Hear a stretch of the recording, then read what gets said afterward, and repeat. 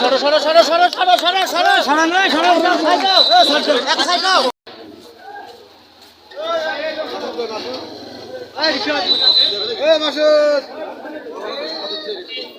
রিক্সাটা যাবে না, রিক্সা যাবে না।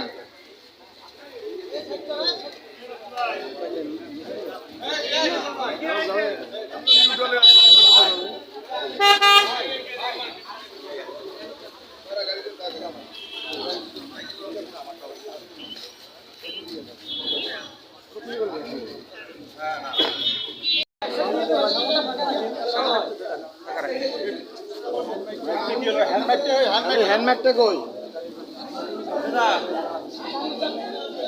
নিয়েছে, আবার তারা স্বৈর শাসকের বিরুদ্ধে অস্ত্র আন্দোলন করেছে। সুতরাং তারাও বীরের মর্যাদা পাবে আমাদের কাছে।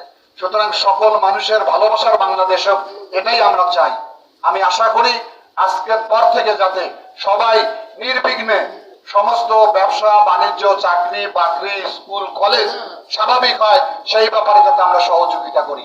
কোন ধরনের পার্টির নাম ব্যবহার করে যদি কারো বিরুদ্ধে কোনো কাজ করার চেষ্টা করে, তারা আপনারা অনুগ্রহ করে আমাদেরকে নাম দিবেন, আমরা তার ব্যবস্থা নেব। সুতরাং কথা আর বাড়াতে চাই না। আমরা সবাই ভাই ভাই, আমরা একসাথে থাকতে চাই। সবাই মিলে গলায় গলায় মিলে বাংলাদেশকে আমরা গড়তে চাই। এখানে বিরোধ করার কোনো কারণ নাই। ওই যে একটু আগে বললাম, আদর্শ মানুষের ভিন্ন থাকতেই পারে, তারও বাক স্বাধীনতা রয়েছে। সুতরাং সকল বাক স্বাধীনতার উন্মোচন করার জন্যই তো এই ছাত্ররা এত জেহাদ করলো, সংগ্রাম করলো, জীবন দিল। সেটা যাতে আমরা ফুলুণ্ঠিত না করি, কেউ যেন হিংসা পরায়ণ না হই। আমাদের নেত্রীও বেগম খালেদা জিয়া 6 বছর জেল খেটে প্রথম কালকে জনসম্মুখে এসেছেন। ওনার উপরে বিগত সরকার আওয়ামী লীগ যে নির্যাতন করেছে, সেটা ভাষার বলার মতো নয়। তাকে চিকিৎসারও ব্যবস্থা করা হয়নি। উনিও জাতির উদ্দেশ্যে বলেছেন, আমরা যাতে হিংসা পরায়ণ না হই, কারো বিরুদ্ধে যাতে আমরা কোনো ক্ষোভ তৈরি না করি।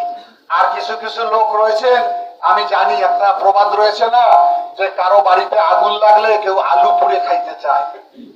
কার কার জমির সমস্যা, কার কার কি ঘটনা, এখন সে মাতোয়ারা হয়ে গেছে, সেটা তখন করবে। আইন আছে, আইনের মাধ্যমে সেটা সমাধান হবে। আইন যদি কেউ হাতে তুলে নেওয়া হয়, সে আইন হাতে তুলে নিয়ে তার বিরুদ্ধে আমরা ব্যবস্থা গ্রহণ করবো। এতদিন সে পারেনি, এখন সেটা করে। নাম বাংলাদেশের বিএনপি, কত বিএনপি সাজছে এখন। 10টা লোক পাইনি সেই সময়, এখন সবাই হয়ে গেছে বিএনপি।